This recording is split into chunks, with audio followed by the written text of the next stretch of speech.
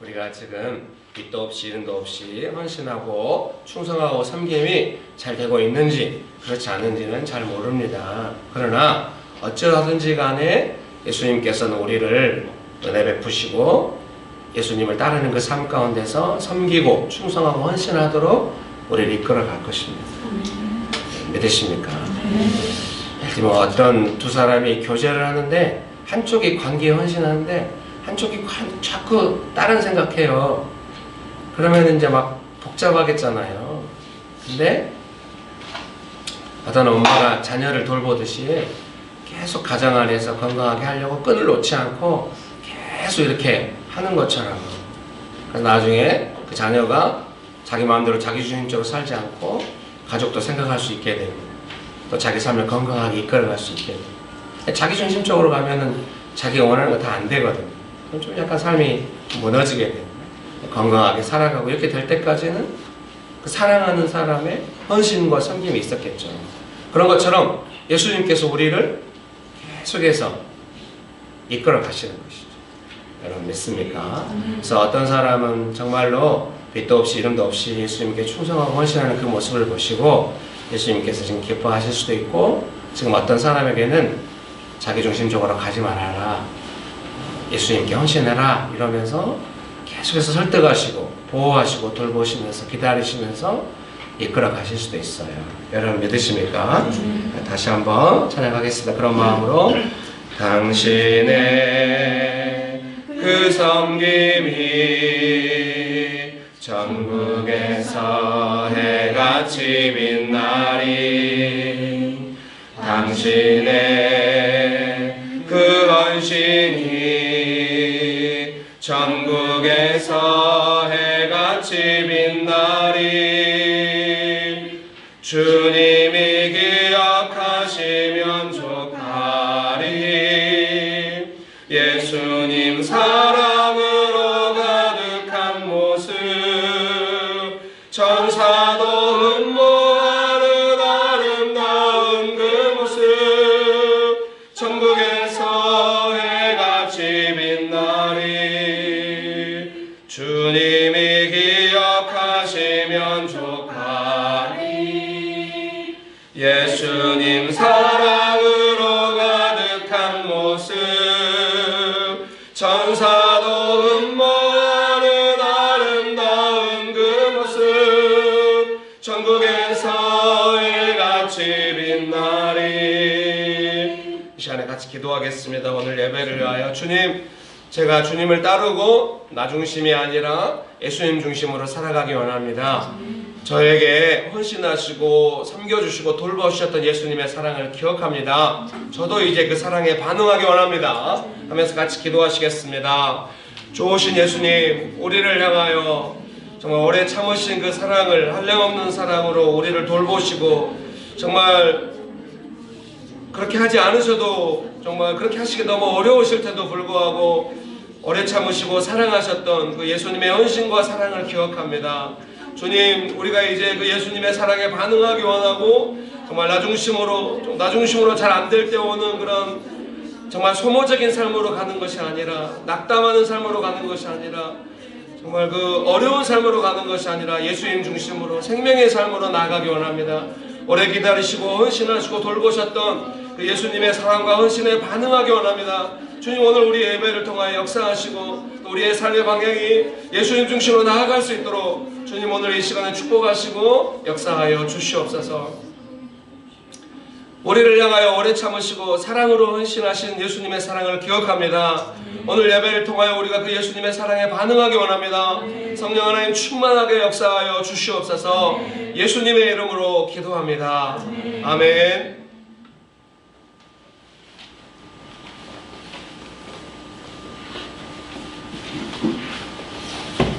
사도신경 하시겠습니다. 은사하신 주신 하나님 아버지를 감사하며 그 외아들 우리 주 예수 그리스도를 믿사오니, 이는 성령으로 인하여서 공정을 알게 하시고 우리 우리들에게 구원을 하사 십자가에 못 박혀 주시고 장사한 지 3만의 중자 가운데서 다시 살아나시며 하늘을 보사 존귀하신 하나님께 앉아 계시다가 저희로서 산자와 죽은 자를 심판하러 오시리라. 성령을 싸우며 거룩한 공예와 성도와 서로 교통하는 것과 죄를 사하여 주신 것과 몸이 다시 사는 것과 영원히 사는 것을 믿사옵나이다. 아멘. 시편 143편 5절 6절 말씀입니다.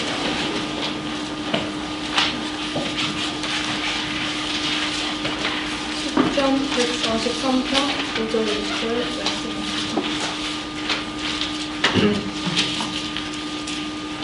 자, 읽어드리겠습니다.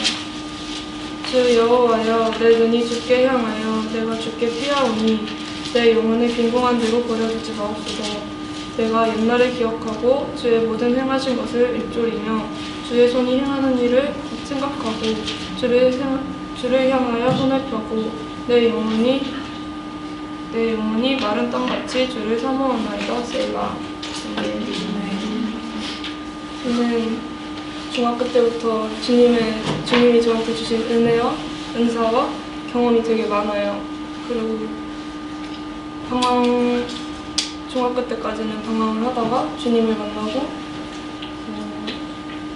정상적인 삶을 살게 된 사람 중에 하나인데, 그때 하나님을 많이 경험하고 나서 고등학교 때 제가 주의 종이 되겠다고 고백을 했었어요. 근데 그 주의 종이 얼마나 큰 무게를 가지고 있는지 모르고 그냥 말이 나오는 대로 뱉은 것 같아요, 그때는. 근데 이제 주님이 고등학교 때 그럼 내가 너를 선교사로 쓰겠다고 말씀을 하셨었어요. 근데 고등학교 때는 얼마나 그게 무거운지 모르니까 그냥 알겠다고 한 거예요. 네, 주님 저 쓰세요. 선교사로 쓰세요. 근데 이제 대학교 들어와서 현실을 접하고 선교사로서의 모습으로 밖에 나가서 생활을 해라. 나중에 언제가 될진 모르겠지만 내가 너를 선교사로 쓰고 싶다라고 말씀하셨을 때 현실을 접하고 나니까 걱정이 되는 거예요. 고생하기 싫은 거예요. 그래서 싫어요 라고 했어요. 저 사람 구원 못해요. 왜 이러지? 그랬는데 이제 결국에는 하나님 뜻대로 할 걸 알아요. 약간 하나님 뜻을 거스를 수 없고 내가 고백을 했고 주님과 함께 살기를 고백했으니까 결국엔 할 걸 아는데 버티고 있어요. 하기 싫어가지고. 근데 자꾸 하나님이 저를 기도하게 하시는 거예요. 저는 코로나 사태도 그렇고 그 노래 가사를 통해서도 계속 뭔가 찬양이 아니라 가요인데 계속 저를 사용하겠다고 말씀하시는 거예요. 그 노래 가사가 팝송인데 이걸 번역을 하면 아들아 너는 자라서 부서지고 저주받은 영혼을 구원할 자가 되어줄 수 있겠니? 라는 말씀인데 가사인데 아니 이게 그냥 가요인데 너무 와닿는 거예요. 근데 또 싫은 거죠. 이제 제가 전에 다니던 교회 목사님이 저를 정상적인 삶으로 하나님을 아는 삶으로 인도를 해주신 것처럼 하나님이 자꾸 저한테 그 가사를 통해서 부서지고 저주받은 영혼을 그 목사님이 저한테 했던 것처럼 주님 앞으로 인도를 해줄 수 있겠니? 라고 말씀을 하시더라고요. 그렇지만 그게 얼마나 힘든 일인지 아니까 아직까지 결단을 못했어요. 그런데 이런 어려운 마음도 하나님 앞에 달아지길 원합니다. 지금 이 시간 기도할 거는 이곳에서 이 시간 이 자리에서 주님께 영광 돌릴 수 있음에 감사할 수 있다고 기도하길 원하고 또 모든 일이 주의 뜻대로 이루어지길 원하고 또 생각이 많은 사람에게 고민과 걱정을 가져가시고 또 항상 지키신다는 말씀처럼 저희를 지켜주셨으면 좋겠다는 기도를 하길 원합니다. 오신 예수님, 우리의 삶을 불러주시고 은혜를 불러주시고 예수님께 영광 돌리는 삶을 인도하시옵소서. 저희가 은혜가 필요하고 예수님의 도우심이 필요합니다. 주님 오늘 우리 예배를 통하여도 예수님 앞에 나아오게 하시고 우리를 불러주시고 은혜로 불러주신 예수 앞에 나와서 예배드립니다. 예수님께 영광 돌리게 하여 주시옵소서. 또한 우리에게 평안의 은혜를 부어주시고 돌보시고 역사하시는 예수님을 찬양합니다. 하나님 아버지, 이 자리에서 주님께 영광을 높여드리길 원합니다. 아멘. 부족하고 낮은 모습의 저희이지만 주님, 저희가 여기 있사오니 주님 영광 드리는 모습을 바라봐 주시며 예수님 이름으로 기도드렸습니다. 아멘.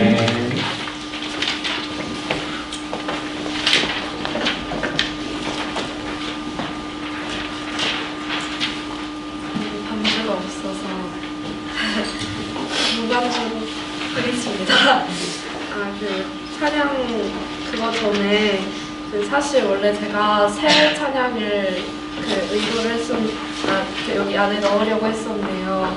그냥 어제 모르게 그냥 제가 나머지 하나는 그냥 평소에 잘 안 부르는 노기도 하고 해서 그냥 뺐는데 오늘 아침까지 너무 걸리고 생각나서 그거 먼저 한 2번 정도만 부르고 이거 부르겠습니다. 주안에 우리 하나 찬양 다들 아시죠? 검색하면 바로 나오거든요. 그거를 같이 한번 불러볼게요. 주 안에 우리 하나 모습은 달라도 예수님 한 분만 바라네. 사랑과 선행으로 서로를 격려해 따스함으로 모두어라이. 주님 우리 안에 함께 하시니 형제자매의 기쁨과 슬픔 느끼네. 내 안에 있는 주님 모습 보네. 주님 기뻐하시네.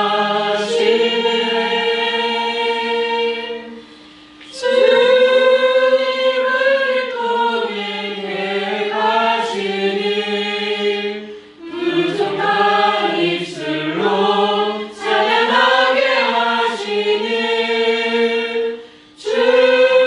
주님을 통해 가시니 너를 통해 하시기를. 주 안에 우리 하나 모습은 달라도 예수님 한 분만 바라네. 사랑과 선행으로 서로를 격려해 따스함으로 모두 먹으리. 주님 우리 안에 함께 하시니 형제자매의 기쁨과 슬픔 느끼네. 내 안에 있는 주님 모습 보네. 그분 기뻐하시네.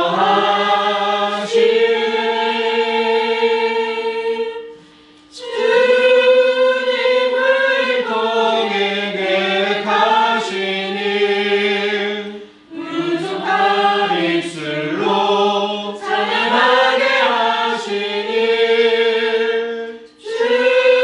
주님을 통해 가시니 너를 통해 하시기를. 주께 가까이 날 이끄소서. 간절히 주님만을 원합니다. 채워주소서. 주의 사랑을 진정한 찬양 드릴 수 있도록 목마른 나의 영혼 주를 부르니. 나의 맘 만져 주소서. 주님만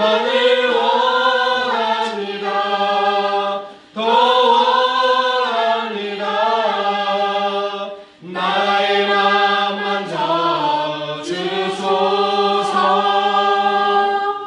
주께 가까이 나를 이끄소서.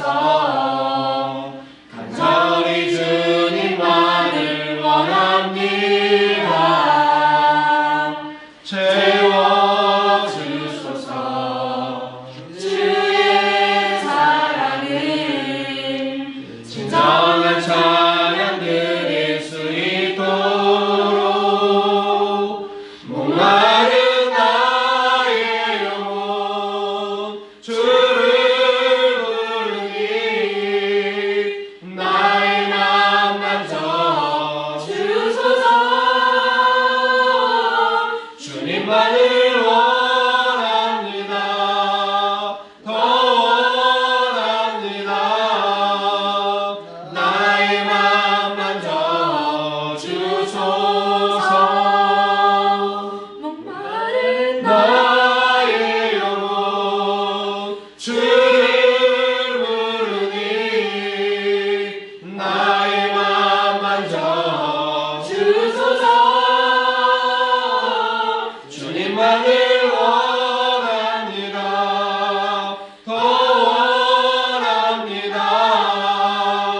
나의 맘 만져주소서. 주님 말씀하시면 내가 나가리라. 주님 뜻이 아니면 내가 멈춰서리라. 나의 가고 서는 곳 주님 뜻에 있으니 오 주님 나를 이끄소서. 주님 말씀하시면 내가 나가리라. 주님 뜻이 아니면 내가 멈춰서리라. 나의 가고 서는 것 주님 뜻에 있으니 오 주님 나를 이끄소서. 뜻하신 그곳에 나 있기 원합니다. 이끄시는 대로 순종하며 살리니 연약한 내 영혼 통하여 일하소서. 주님 나라와 그 뜻을 위하여 그곳에 나 있기 원합니다. 이끄시는 대로 순종하며 살리니 연약한 내 영혼 통하여 일하소서.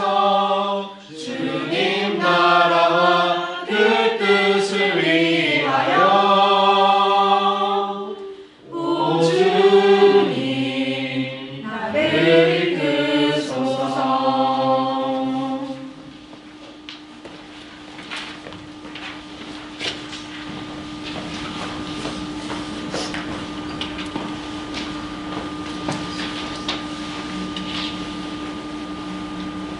하나님 아버지, 이번 한 주도 지켜주시며 감사드립니다.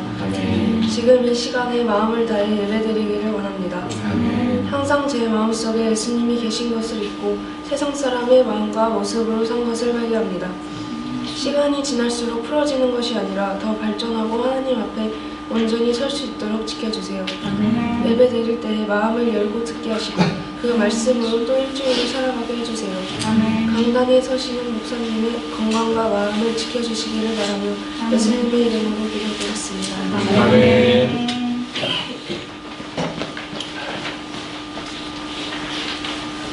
네, 성경 말씀 마가복음 1장 8절, 사도행전 1장 5절 두 절을 같이 한번 읽어보시겠습니다. 마가복음 1장 8절 말씀과 사도행전 1장 5절 말씀 같이 한번 읽어보겠습니다. 마가복음 1장 8절부터 같이 한번 읽어보겠습니다. 나는 너희에게 물로 세례를 베풀었거니와 그는 너희에게 성령으로 세례를 베푸시리라. 아멘. 네, 사도행전 1장 5절 말씀 같이 한번 읽어보시겠습니다. 시작. 요한은 물로 세례를 베풀었으나 너희는 몇 날이 못되어 성령으로 세례를 받으리라 하셨느니라. 아멘. 좋으신 예수님, 은혜를 베풀어 주셔서 감사합니다. 하나님만을 간절히 의지합니다. 성령 하나님 충만하게 역사하여 주시옵소서. 예수님의 이름으로 기도합니다. 아멘.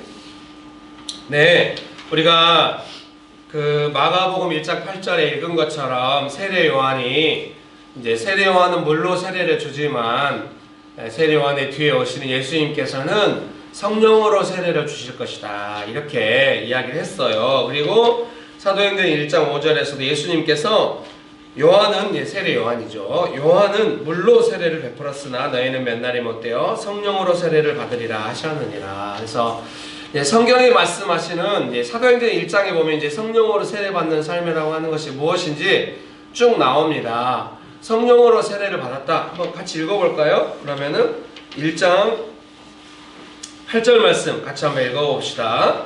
사도행전 1장 8절입니다. 같이 한번 읽어보겠습니다. 시작. 오직 성령이 너희에게 임하시면 너희가 권능을 받고 예루살렘과 온 유대와 사마리아와 땅끝까지 이르러 내 증인이 되리라 하시니라. 아주 유명한 말씀이죠. 성령으로 세례를 받으면 어떤 삶을 살게 되는가? 그것은 성령의 권능을 받아서 땅끝까지 이르러서 예수님을 증거하는 삶을 살게 된다. 이렇게 예수님 말씀하신 겁니다. 그래서 이제 예수님의 이것을 지상명령이라고 하기도 해요. 예수님께서 이제 부활 승천하셔서 가시기 전에 마지막으로 이제 이 땅에 있는 제자들에게 또 오늘 예수님을 믿는 우리들에게 명령하신 내용이 뭐냐면 지상명령이라고 하는 건 위대한 명령. 영어가 갑자기 안 떠오릅니다. Great Commission인가 뭐 이래요. 그래서 그 위대한 명령이 뭐냐면은 예수님 다시 오실 때까지 복음을 열심히 전해라. 모든 민족에게 복음이 증거되면 예수님이 오시리라. 이렇게 말씀하신 거예요. 그래서 예수님 믿는 사람들은 다 그 일을 위해서 사는 사람들이에요. 그래서 성령으로 세례를 받는다는 말은 그 말이에요. 예수님께서 명령하고 하신 그 지상명령 성취를 위하여 성령님의 권능을 받아서 예수님을 증거하는 삶을 살다가 예수님께서 오시면 만나고, 만약에 우리가 살아있는 때 안 오시면 우리가 천국 가서 예수님 만나고 그렇게 한다. 그런 내용이에요. 도와주세요 여러분. 네, 여러분 축복합니다. 예, 옆에 분들에게 한마디씩 할까요? 뭔 말이 해야 될지 잘 모르겠네요. 잠깐 한마디 합시다. 성령께서 당신에게 권능을 주십니다. 네, 한번 해봅시다. 예수님의 명령에 충성합시다. 네, 여러분 그렇게 살아가기 원하십니까? 예, 그런 은혜가 가득하게 되시기를 주의 이름으로 축복합니다. 그래서 제가 생각할 때 이제 이런 본문으로 이런 스타일로 설교한 것이 한두 번이 아니에요. 네, 웃으시네요. 맞아요. 그냥 수도 없이 반복하는 설교예요. 이제 그때마다 자주 나오는 분이 베드로예요. 예, 이제 베드로가 사도행전 3장에 보면은 진짜로 이제 성령의 권능을 받아가지고 나면서부터 다리가 아픈 사람을 고치잖아요.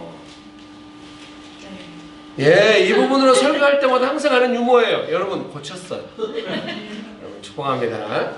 그래서 이제 그 베드로가 나면서부터 다리가 아픈 사람을 성령의 권능을 받아서 고친 다음에 사람들이 막 몰려드니까 하는 말이 있죠. 왜 이거를 우리가 한 것으로 생각하냐. 아무래도 읽어야겠습니다. 사도행전 3장 보겠습니다. 사도행전 3장 11절 12절 같이 한번 읽어보실까요?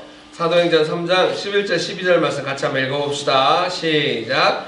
나은 사람이 베드로와 요한을 붙잡으니 모든 백성이 크게 놀라며 달려나아가 솔로몬의 행각이라 불리우는 행각에 모이거늘 베드로가 이것을 보고 백성에게 말하되 이스라엘 사람들아 이 일을 왜 놀랍게 여기느냐.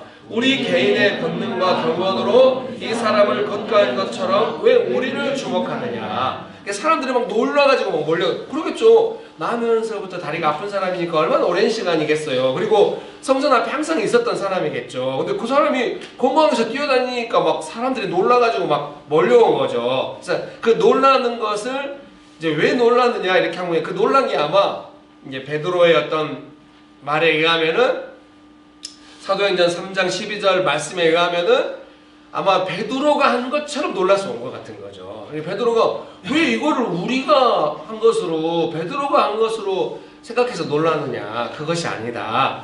너희가 십자가에 못 박게 하신 그 예수님께서 하신 것이다.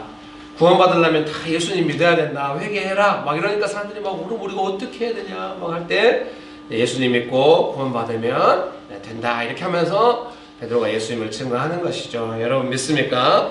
이런 베드로의 변화가 놀라운 것이죠. 이제 옛날에는 성령으로 세례를 받아서 예수님을 증거하는 삶이 어떻게 가능할까 생각할 때는 강력한 성령 하나님의 역사가 중요하다고 생각을 했어요.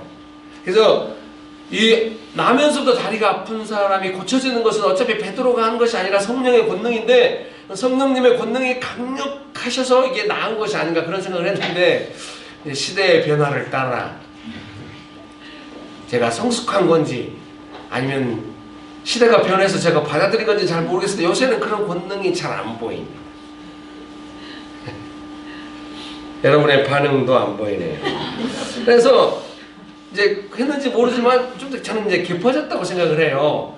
어떻게 그러면 성령께서 역사하시고 예수님을 증거하게 됐는가 생각할 때 이제 우선순위가 바뀐 거죠. 옛날에는 성령 하나님의 강력한 역사, 성령 하나님의 강력한 역사를 받으려면 모여서 막 뜨겁게 막 마가의 다락방이라고 해서 다락방 같은 데서 막 뜨겁게 기도했는데 뭔가 역사하심이 있긴 있는 것 같은데 뭐 그닥 끝이 안 좋아요. 막 사람들이 은혜 많이 받고 해가지고 다 자기 걸로 하고 막 은혜 받아가지고 막 딴 데 막 하고 막 이렇게 된 것 같아요. 물론 예수님 증거하기도 했는데 그래서 그러면 좀 더 다시 한번 생각해 볼 때면 어떻게 성령 하나님의 권능을 받아 예수님을 증거하는 삶이 가능할까 생각해 볼 때 제일 지금 우리에게 중요하기도 하고 또 그만큼 묵상이 되기도 하는 것은 뭐냐면 베드로는 본래 예수님 옆에서 누가 크냐 하는 문제로 다투던 사람이었던 거죠. 근데 지금은 그러니까 베드로는 누가 크냐고 다툴 때는 예수님 옆에서 하는 것이 아무것도 없어요. 그냥 예수님이 막 돌봐주시고 막 예수님이 기적을 일으키시면 거기에다 뭔가 마음을 둬가지고 그걸 보고 누구 사람들이 몰려들면 누가 크냐고 다투고 막 이렇게 하는 거예요. 제일 안 좋은 모습이죠. 남의 밥상에 숟가락 얹기 막 이런 뭐 적절한 표현인지 모르겠어요. 이거 정말 안 돼요, 여러분. 본래 그러거든요. 이게 자기중심적인 삶은 나한테 필요한 건 뭐든지 다 내 거예요. 어린애들일수부터 그러잖아요. 다, 우리 셋째는 온 집안의 것을 다 지 거야. 우리는 이제 귀여우니까 받아주죠. 근데 커서도 그러면 가만 안 두죠. 네 건 네 거. 너의 소유와 너의 소유가 아닌 것부터 구분해라. 이렇게. 그럼 뭐 정신없죠. 와. 그렇게 하면 안 되죠. 나이가 먹어서 그러면은. 우리가 사람의 본성 안에 있는 거예요. 막 남의 밥상에 숟가락 얹어가지고 내 것처럼 막 하고 싶은 거예요. 막 어딘가에 막 복권 당첨되듯이 뭔가 딱 떨어져가지고 내 것 됐으면 좋겠다. 그거는 안 돼요, 여러분. 뭐 내가 안 했으면 아무것도 내 것이 아닌데 그런 건 아닌데요. 그런 마음에 베드로처럼 그런 마음의 태도는 너무 자기주의, 남의 것을 갖다 이용하려고 하는 너무 무서운 건 뭐예요? 예수님의 것을 내 것처럼 하려고 한다. 자기 것이 되어야 되니까 다투겠죠. 자기 거 아니면 다투겠어요. 관심 없던지. 좋은 마음이면 섬기고 이럴 텐데. 자꾸가 다툼이 있다고 하는 거는 그 소유권 분쟁이에요. 모양이 어떻든지 그 근본에는 그거예요. 눈에 보이는 가치든 눈에 안 보이는 가치든 자꾸가 다툼이 있다고 하는 거는 그런 것이 있는 거예요. 제가 다투었어요. 지난 화요일인가 수요일일 겁니다. 집에 마스크가 별로 없어요. 아내가 마스크를 미세먼지 때문에 항상 미리 사다 놓거든요. 약간 한 달 분량 이렇게. 근데 우리가 잘 안 써요. 아내가 열받아가지고 막 느낌이 이상해요. 평소에 아내의 느낌이 아니에요. 근데 그게 자주 느낌이 이상하면 제가 못 느낄 텐데 가끔 그러거든요. 왜 그래? 그랬더니 지나갈 바람에 말을 듣는 사람이 없어. 알았어요. 뭐 그런 마이크로 꼭 없어가지고 아내가 얼마나 마스크를 챙기냐면 제가 마스크 안 쓰고 나가잖아요. 마스크 들고 뛰어나와요. 여보 마스크를. 여보 그 서울 시내 버스에서 마스크를 줘. 내가 그걸 쓸게. 아우 집에 사다 놓은 마스크는 너무 힘들어요. 숨쉬기가. 숨이 왔다 갔다 했는데 너무 꽉 막혀. 막 안에서 막 침이 막 고이고 막 너무 힘들어. 막 마스크가 너무 꽉 막혀. 근데 서울 시내 버스에 주는 마스크 너무 좋아. 공기도 잘 통하고. 그런데 이제 요즘 사태가 그런 만큼 마스크가 그래도 조금 있는데 너무 다행인 거는 남정 집사님 마스크를 준 거예요. 한 10개를. 이런 시국에 마스크를 준 것은 자신의 생명을 준 거예요. 마스크를 줘. 오늘 바자회 때 마스크 나오면 최고야. 축복합니다. 제가 오늘 마스크를 좀 사다 내놓을까 싶기도 했는데 그러면 서로 가져간다고 너무 긴장이 일어날까. 제가 홈플러스 갔어요. 이름 나오는데 H 갔어요. H 플러스. 갔는데 마스크가 있더라고요. 이렇게 한 봉지에 3개씩 들었어요. 한 4,000원 한대요.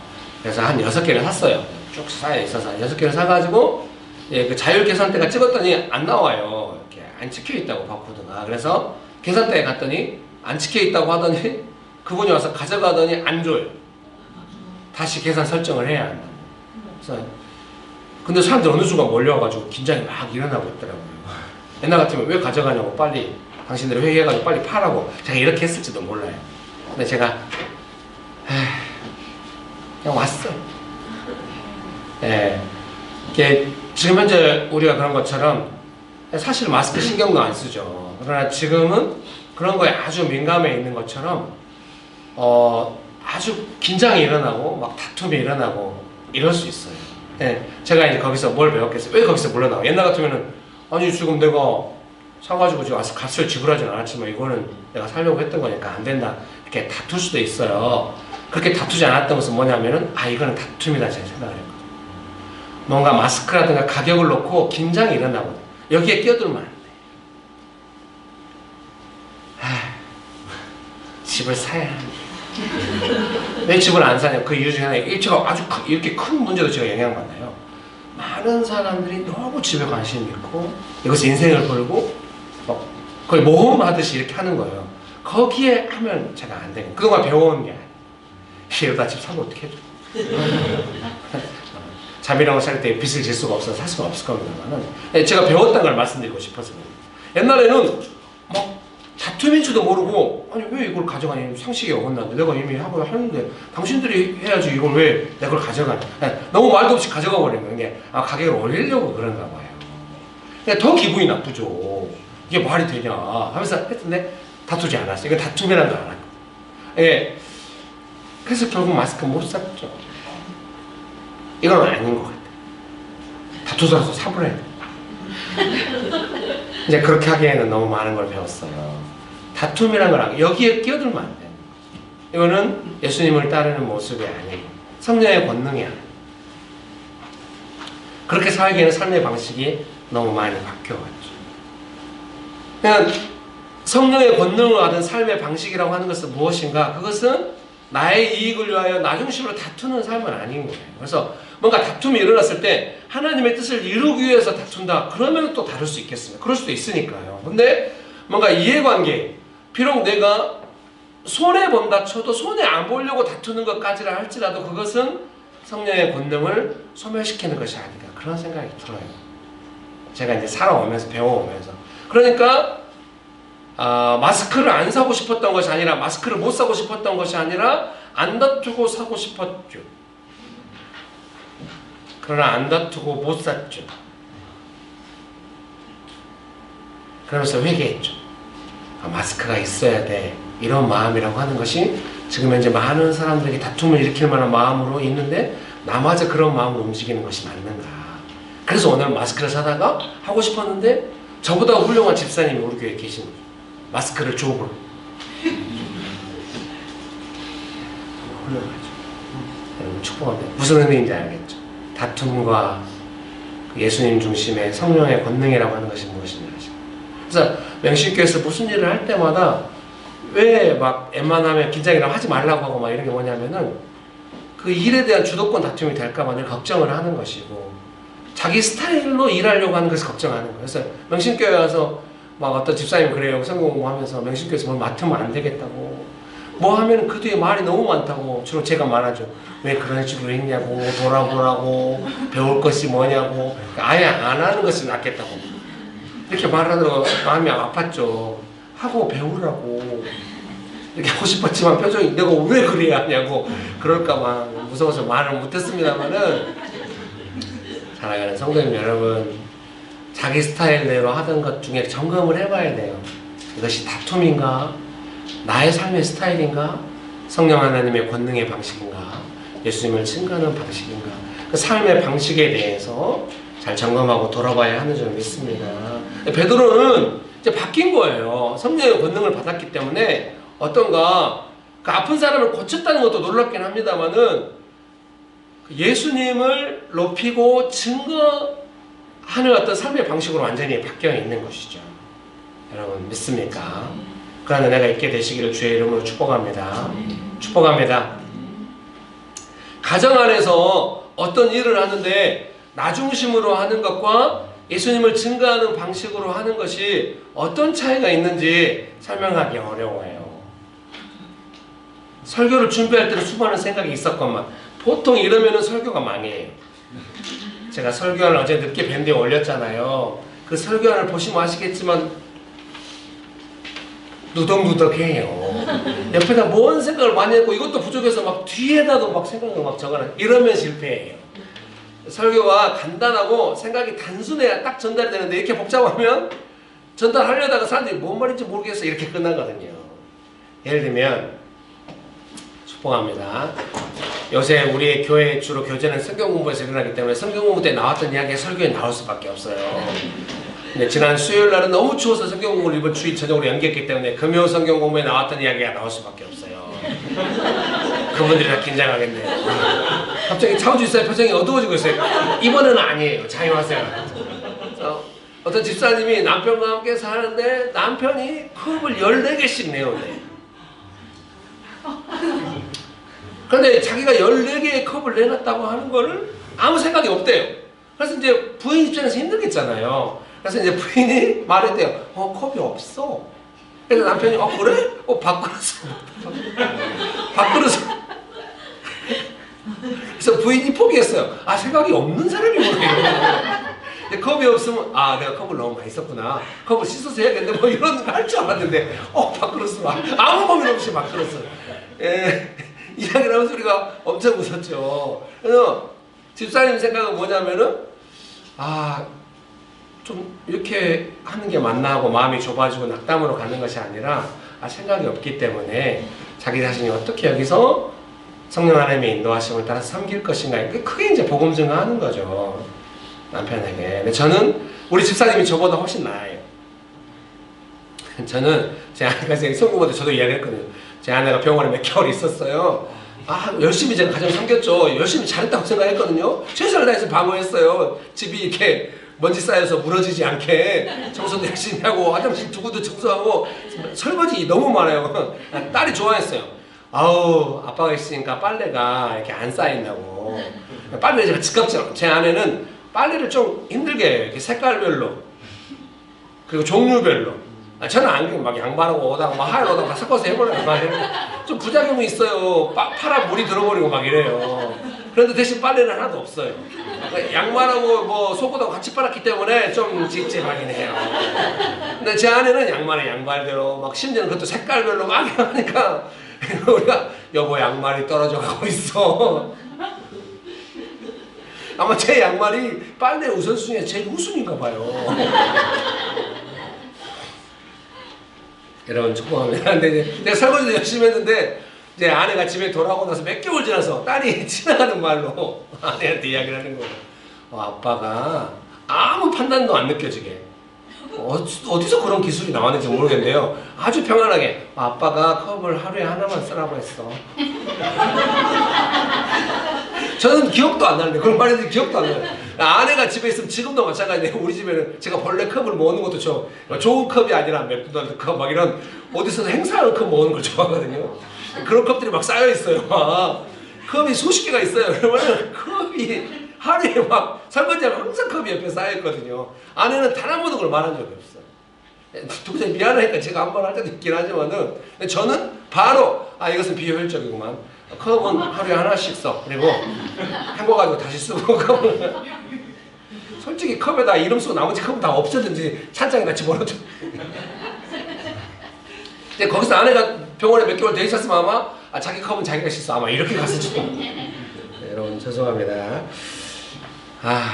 가정 안에서 예수님 중심으로 복음 증거하는 중심으로 삶을 사는 것과 나 중심으로 사는 거. 네, 핵심은 그거죠. 내가 설거지하기 너무 귀찮으니까 네가 조금만 신경 쓰면 돼 이렇게 말하고 싶은 거죠. 그렇게 하면 아까 말씀드렸듯이 네 컵은 네가 씻어 이렇게 가겠죠. 그럼 얼마나 깔끔하고 좋아. 거기에는 섬김이 없는 거죠. 상대방이 예수님을 경험할 기회가 없는 거죠. 축복합니다. 그래서 예수님 중심으로 복음 증거 중심으로 살아간다고 하는 것은 내 삶의 방식 차원에서 점검이 많이 되는 거예요. 그러면 우리가 직장이나 어디서 우리가 막 어려워질 것인가? 그럴 것 같지 않아요. 예수님의 은혜가 우리의 삶에 머무르고 반드시 보호가 있고 은혜가 있으리라 믿습니다. 믿으십니까? 어머니 만나러 담양에 갔는데 담양 약국에 갔더니 마스크 하나도 어머니한테 보고 마스크 씌워드리고 싶었어요. 자식으로서. 예수님은 마스크가 카네이션만큼 해요. 이런 일 괜찮군요. 네. 그래서 마스크라고 하기도 약국에 마스크 하나도 없어요. 그래서 제가 그게 봤더니 그 빨아서 쓰는 마스크 있잖아요. 그게 싸더라고요. 1,000원밖에 안 하더라고요. 순면으로 돼 있고 막. 근데 거기 보니까 봉지에는 3,000원이라고 써있는데 1,000원이라고 붙어 있더라고요. 정말로 이 담양의 가격 정책을 알 수가 없어요. 그래서 제가 그거를 샀어요. 그래서 엄마 하나 씌워드리고 저도 같이 쓰고 계속 같이 이제 섬기면서 모시고 다녔죠. 되게 좋았어요. 뭐가 좋은지 잘 모르겠습니다. 네, 여러분 축복합니다. 그래서 막 엄마랑도 막 돌보면서 따뜻하고 그냥 막 점심 먹고 이디야 커피 가서 연유 라떼를 시켜드렸거든요. 연유 라떼가 있더라고 이디야는. 그래서 좀 엄마가 조금 걸으셔가지고 좀 땀이 나셨길래 얼음은 빼되 차가워야 한다고. 진상이었습니다. 근데 거기서 좀 신실하게 해주더라고요. 엄마가 그걸 한순간에 후루룩 다 마셔요, 빨대로. 너무 맛있어 하는 거예요. 부족했지만 되게 즐거운 시간이었습니다. 축복합니다. 도와주세요. 예, 이사야서 6장 10절 말씀 같이 한번 찾아볼까요? 이사야서 구약에 이사야서 6장 10절 말씀 같이 한번 읽어보겠습니다. 이사야서 6장 10절입니다. 같이 한번 읽어보겠습니다. 9절 10절 읽어볼까요? 이사야서 6장 9절 10절 같이 한번 읽어보겠습니다. 시작. 여호와께서 이르시되 가서 이 백성에게 이르기를 너희가 듣기는 들어도 깨닫지 못할 것이요 보기는 보아도 알지 못하리라 하여 이 백성의 마음을 둔하게 하며 그들의 귀가 막히고 그들의 눈이 감기게 하라. 염려하건대 그들이 눈으로 보고 귀로 듣고 마음으로 깨닫고 다시 돌아와 고침을 받을까 하노라 하시기로. 여러분 삶의 방식이 성령 하나님의 권능을 받아서 예수님을 증거하는 방식으로 막 고민을 하잖아요. 그러면 깨닫는 마음을 주시는다고 저는 생각을 해요. 우리 교회 집사님이 남편이 컵을 14개 쓸 때 깨닫는 마음이 든 거죠. 처음에는 그랬대요. 진짜 아무 생각이 없구나. 나를 어떻게 보는 건가. 그 뒷말씀 안 하셨지만 제가 듣기에는 컵을 씻는 사람으로 아는 건가. 이런 좀 낙담이 있을 법한데 바로 이어서 드는 생각이 뭐냐면 남편에게 이런 부분에 대한 생각이 없다 해서 밥그릇 갖다 먹는 것을 웃을 수 있는 거예요. 우리 같이 집사님 웃으시니까 같이 웃었죠. 그리고 나서 어떻게 했겠습니까? 여전히 컵을 열심히 씻으셨겠죠. 남편은 아무것도 모르고 있겠죠. 그럼 남편이 뭘 느낍니까? 당신이 컵을 하면 아무 느낌 없을까요? 그렇지 않아요. 아내 되시는 분이 집사님이 깨달았잖아요. 그것은 집사님의 마음이 없다고 생각하지 않아요. 제가 그걸 오랫동안 지켜보았거든요. 아주 계산이 빠른 분이에요. 민첩한 분이죠. 그래서 제 생각에 좀 무서우면은 남편을 가르칠 수도 있어요. 남편이 알지 모르게. 우리 교회 자매님들 좀 그런 무서운 면이 있어요. 계획을 하시더라고요. 제가 밥을 너무 남게 하니까 남는 밥을 모두 보여줘가지고 목사님이 느끼게 만들어라 막 이러고. 여러분 좀 무서웠어요. 그 말을 들을 때. 여러분 축복합니다. 여러분 그러면 안 돼요. 그런 식으로 가르치면 제가 여러분을 그렇게 상대한다는 느낌을 여러분이 잠깐만이라도 받아보세요. 얼마나 무섭겠어요. 네, 김길 목사가 함정에 빠뜨리지 누군가를 가르친다. 얼마나 무섭겠어요. 그래서 제가 제 의도를 항상 설명하는 거예요. 여러분 그렇게 안 가르쳐도 이렇게 느낄까봐 무서워서. 여러분 우리 그러면 안 돼요. 축복합니다. 근데 우리 집사님 충분히 그럴 수도 있어요. 아닙니다. 좋은 분이에요. 근데 어때요? 컵을 14개 있을 때 그런 생각으로 안 가고 그런 생각이 없는 남편을 섬기하게 이런 마음으로 가는 거는 성령께서 깨닫는 마음 주신 거예요. 성령의 역사하시라고 믿습니다. 그러니까 어때요? 깨닫는 마음으로 남편을 또 섬기겠죠. 베드로도 어때요? 자기중심적으로 살 때는 예수님께서 지금 십자가 지신다 이런 거 전혀 느낌 없어요. 막 다퉈도 이게 무슨 문제인지도 못 느껴요. 남의 밥상에 숟가락 얹는 것이 얼마나 전혀 느낌 없어요. 그런데 성령의 권능을 받고 예수님을 증거하는 그런 삶을 살려고 하니까 아픈 사람이 먼저 보이는 거예요. 아무도 주목하지 않겠죠. 돈을 구걸하고 있는 사람이니까 아무도 주목하지 않아요. 베드로는 보인 거예요. 왜요? 예수님께서 마음을 주시니까. 더군다나 고쳐졌으면 베드로가 딱 보고 당신은 고침이 필요하군요. 이런 게 아닌가 했잖아. 아무 느낌 없이 보다가 그 사람의 삶이 점점 마음에 들어오고 저 사람이 제일 좋아지려면 뭘 해야 될까? 사람을 향한 긍휼과 돌봄이 없이 어떻게 역사가 일어납니까? 예수님께서 먼저 그런 마음을 주시고 역사하지 않았을까요? 베드로 안에는 마음에 점점 깨닫고 예수님께서 정말 어떤 뜻을 가지고 계시 점점 깨달아가는 거죠. 내가 높아지려고 할 때는 모든 것이 권력적으로 해석되고 비교되고 이러지만은 예수님을 증거해야겠다는 삶의 방식으로 바뀌니까 아픈 사람이 보이는 거예요. 그리고 같은 아픔을 느끼는 거죠. 고통을 느끼는 거죠. 어떻게 좋아질 것인가 이런 마음. 좋아지니까 기도했겠죠. 예수님의 응답을 받았겠죠. 그리고 더 놀라운 거 뭡니까? 그 사람이 고쳐졌을 때도 자기가 오랫동안 기도하고 예수님께서 응답하시고 이런 걸 알았기 때문에 더 이상 자기가 한 것이 아니라는 걸 명백하게 아는 거죠. 우리 교회 집사님도 남편을 섬기면서 계속 그렇게 마음이 바뀌어가고 깨닫는 것을 몇 번 느끼면은 이건 내가 하는 것이 아니구나. 성령 하나님께서 마음을 주시고 나로 하여금 보이게 하시고 성령 하나님의 뜻을 알게 하시고 그래서 남편을 섬기게 하는구나. 그렇다면 남편도 언젠가는 성령 하나님의 역사하심 가운데 점점 있게 될 것이고 예수님의 역사하심을 느끼게 되겠구나. 그런 걸 알게 되겠죠. 제가 여러분, 영신님께서 여러분을 섬길 때도 그런 마음으로 하는 거죠. 그러니까 제가 성령 하나님의 권능을 안 하면 안 되는 거죠.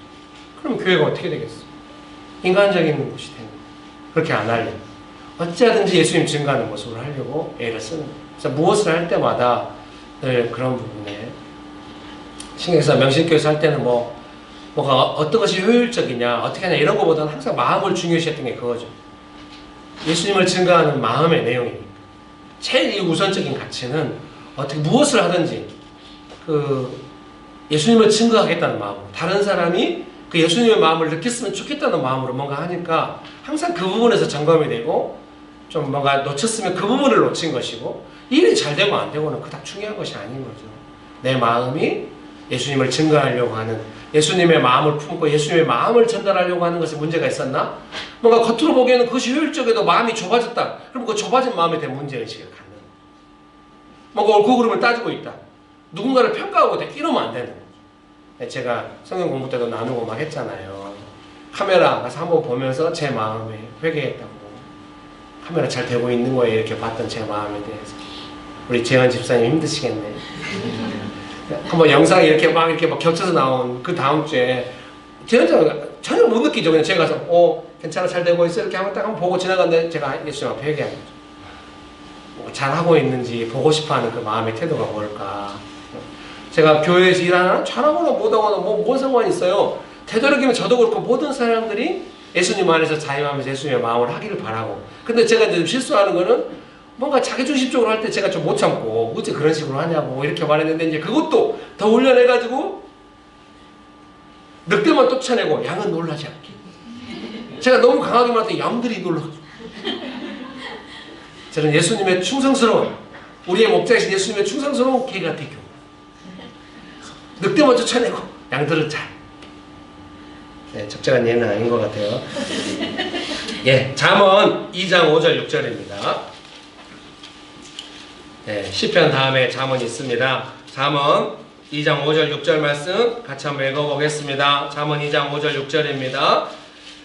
시작. 여호와 경외하기를 깨달으며 하나님을 알게 되리니 대저 여호와는 지혜를 주시며 지식과 명철을 그 입에서 내심이며. 아멘. 아브라함이 아이를 낳고 싶었잖아요. 아이가 없었기 때문에. 그래서 그의 평생의 삶의 주제가 이삭을 낳는 거거든요. 근데 어때요? 아이를 낳는 것에, 자기가 원하는 것에 집중할 때는 이스마엘을 낳고 이러거든요. 근데 나이가 100세나 되어서 정말로 믿음이 충만하고 하나님 중심으로 살아갈 때는 어떻습니까? 아이가 없어도 하나님께 영광 돌리고 기뻐하고 이럴 수 있는 거죠. 나중에 아이를 주셨죠, 하나님께서 이삭을. 근데 이삭을 또 바치라고 하는 거예요. 아브라함이 그 이삭을 바치려고 하는 겁니다. 하나님께서 양을 예비하시면서 아브라함에게 하시는 말씀이 하나님을 경외하는 줄 알겠다고 하시는 거죠. 인생의 마지막에 남는 것은 하나님 경외합니다. 저도 그러겠죠. 제가 인생의 마지막에 남는 것은 경외함으로 했는가, 하나님의 뜻에 순종함으로 했는가, 그것이 남는 거죠. 아무리 그래서 축복합니다. 목회자로서 그런 걸 느낄 때가 있어요.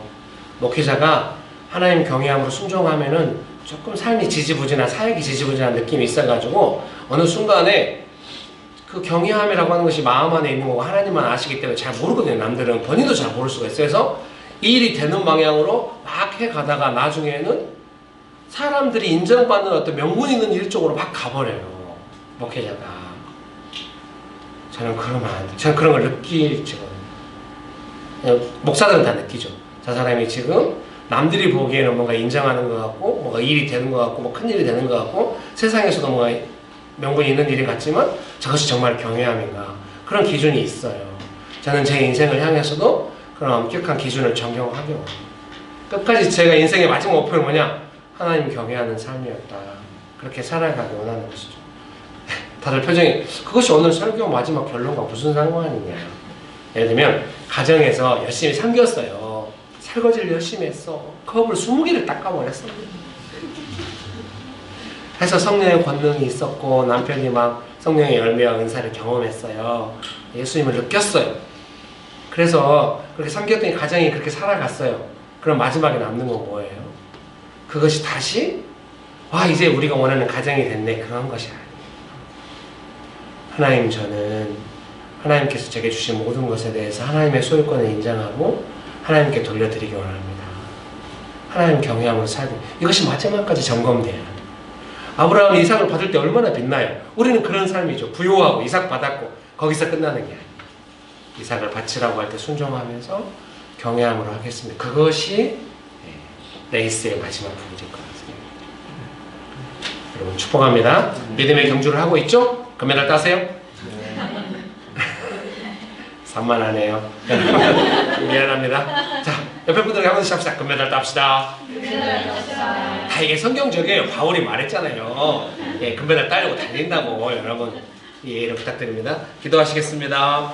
찬양 하나 하고 기도하겠습니다. 오늘 예배 전에 무려 20분 가까이 불렀던 찬양입니다.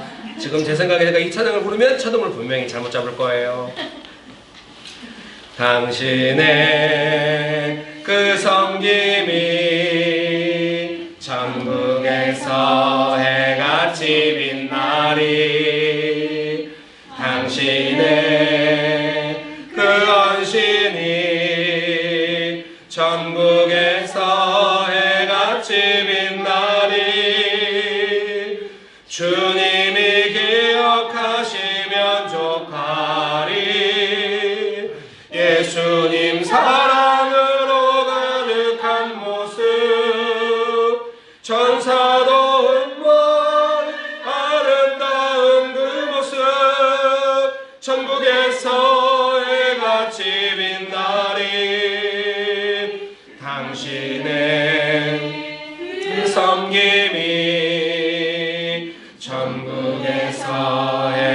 해같이 빛나리. 당신의 그 헌신이 전국에서 해같이 빛나리. 주님이 기억하시면 족하리. 예수님 사랑으로 가득한 모습, 천사도 흠모하는 아름다운 그 모습, 천국에서 해같이 빛나리. 주님이 기억하시면 족하리. 예수님 사랑으로 가득한 모습, 천사도 흠모하는 아름다움. 아멘. 천국에서 해같이 빛나리. 제가 여러분을 생각할 때요, 오늘 컵 닦는 게 나왔으니까 끝까지 그걸로 가도록 하겠습니다. 컵을 막 열심히 닦고 남편을 잘 섬기고 이제 가정을 잘 섬기고 이래가지고 성령의 역사하심 있고 어떤 그런 게 있잖아요. 그래서 경외함 있고 막 이렇게 되면 좋겠어요.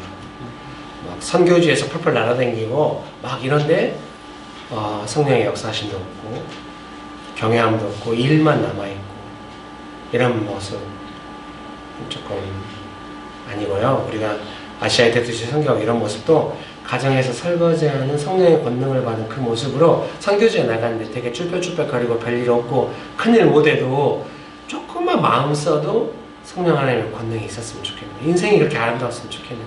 그래서 그 도시에 가서 그 사람들 만날 때 아무 접촉점이 없었어도 그 성령 하나님의 권능에 붙잡힌 사람이 거기에 있었으면 좋겠네요. 그렇게 살았으면 좋겠네요. 우리가 이 도시에서 그렇게 살아갔으면 좋겠네요. 영신교회 그런 교회가 되기를 바라는 언제나 제가 마음에 신경 쓰는 거예요. 성령 하나님의 권능을 받은 마음인가. 그럼 마음 써서 우리가 알잖아요. 일로 마음이 갖는가, 성령 하나님의 권능의 마음인가, 열매가 나오는가, 일이 진행되는가. 언제나 그런 부분에 신경을 쓰는 거예요. 다시 한번 찬양하고 기도는 짧을 거예요, 여러분. 당신의 그 섬김이 천국에서 해같이 빛나니. 당신의 그 헌신이 천국에서 해같이 빛나리. 주님이 기억하시면 족하리. 예수님 사랑으로 가득한 모습, 천사도 흠모하는 아름다운 그 모습, 천국에서 해같이 빛나리. 주님이 기억하시면 족하리. 예수님 사랑으로 가득한 모습, 천사도 흠모하는 아름다운 그 모습, 천국에서 해같이 빛나리. 주님이 기억하시면 족하리. 예수님 사랑으로 가득한 모습, 천사도 흠모하는 아름다운 그 모습, 천국에서 해같이 빛나리. 여러분 한두 번 했어도 성령 하나님의 권능에 붙잡혀서 예수님의 증거했던 그 마음 숨씀의 삶의 내용을 예수님께서 크게 보시게 되고 있습니다. 여러분 믿으십니까? 헌신을 받아주시려 믿습니다. 나를 지켜보시는 예수님의 기대와 그 눈빛을 기억하시고 우리가 많이 못 느끼며 살아가지만 느낄 때가 있거든요. 항상 보시겠죠. 여러분 믿으십니까? 그러니 여러분 조용히 겸손하게 예수님께 헌신을 따라가는 이 삶을 포기하지 마십시오. 다른 길로 가지 마십시오. 예수님을 따르십시오. 그렇게 살아가기 원하십니까? 네, 여러분 우리가 예수님께 헌신하면서 기도합시다. 기도하시겠습니다. 좋으신 예수님, 은혜를 베풀어주셔서 감사합니다. 좋으신 예수님을 찬양합니다. 주님, 우리가 예수님을 따라가기 원합니다. 주님, 우리를 축복하여 주옵소서. 주님이 기억하시면 족하리. 예수님 사랑으로 가득한 모습, 천사도 흠모하는 아름다운 그 모습 천국에서 해같이 빛나리 당신의 그 섬김이 천국에서 해같이 빛나리 당신의 그 헌신이 천국에서 해같이 빛나리 주님이 기억하시면 족하리 예수님 사랑으로 가득한 모습 천사도 흠모하는 아름다운 그 모습 천국에서 해같이 빛나리 주님이 기억하시면 좋가 함께 찬양하실까요? 예수님 사랑으로 가득한 모습 천사도 흠모하는 그 모습 천국에서 해같이 빛나리 예수님 기억하시면 족하리 예수님 사랑으로 가득한 모습 천사도 흠모하는 아름다운 그 모습 천국에서 해같이 빛나리 성령 하나님 날마다 권능을 부어 주시옵소서 예수님 중심으로 예수님을 증거하는 복음을 증거하는 삶 중심으로 우리가 살아가게 하여 주시옵소서 우리 힘으로 하는 것이 아니라 성령 하나님의 권능으로 하는 줄 믿습니다. 성령 하나님 역사하여 주시옵소서 날마다 우리에게 가르쳐 주시고 생각나게 하시고 성령 하나님 깨닫는 마음을 주시옵소서 그래서 모든 상황에서 예수님을 증거하는 것이 어떤 것이니 깨달아지게 하시고 아무 생각 없이 다투지 않게 하시고 아무 생각 없이 마음이 성령 하나님의 역사하심을 따라 권능을 따라 예수님을 증거하는 마음에서 벗어나지 않게 하여 주옵소서 성령 하나님 우리의 인생을 지켜 주시옵소서 예수님의 이름으로 기도합니다. 아멘.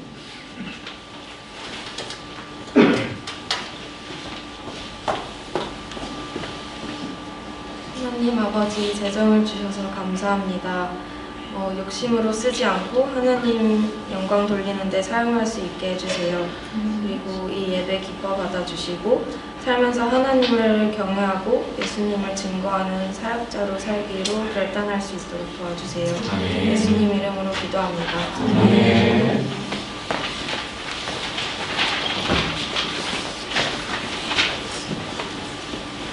건강입니다.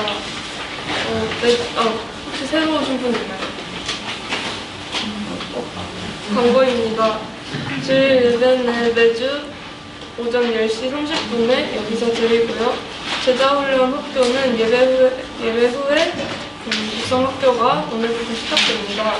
또 점심 식사는 각 캠퍼스별로 준비가 되고 예배 후에 말레이시아 전도 여행팀을 위한 바자회가 있습니다. 또 운영위원회 회의와 성경공부는 바자회 후에 있고 또 전도 여행은 날짜가 2월 15일에서 15일에 조호바루로 출발하는 걸로 되어 있는데 조금 연기가 될 수도 있어요. 코로나 바이러스 때문에. 목사님 축적으로 마치겠습니다. 이제는 우리 주 예수 그리스도의 은혜와 아버지 하나님의 크신 사랑과 성령님의 교통하심이 성령 하나님의 권능을 받아 예수님을 증거하는 삶을 살기로 결정하는 하나님을 경외하는 삶을 살기로 결정하는 명신교회 사랑하는 성도들의 삶 위에 명신교회 위에 조국교회 위에 온열방 위에 지금부터 영원토록 함께 하시기를 간절히 축원합니다. 아멘.